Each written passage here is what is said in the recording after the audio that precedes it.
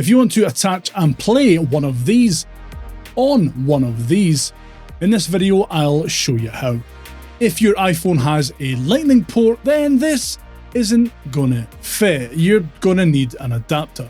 I always recommend Apple's official USB adapters, as some cheaper third-party lightning dongles have a tendency to mysteriously stop working after iOS updates, or just not work properly at all.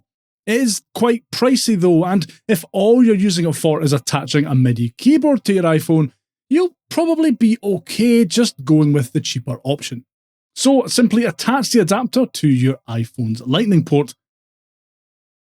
Then attach your MIDI keyboard's USB connection to the adapter. Open your iOS DAW of choice. I'll be using GarageBand here, of course.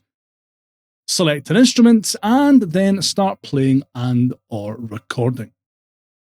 If your iPhone has a USB-C port, you're still probably going to need an adapter, though you don't need to worry about the longevity or compatibility of it as much as you would a third-party lightning port adapter.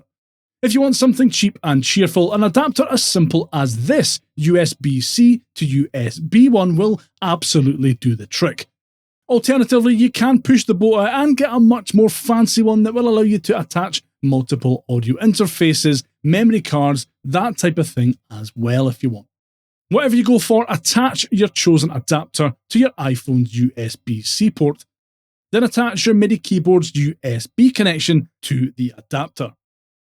Then again, open your iOS DAW of choice and start playing or recording using your MIDI keyboard.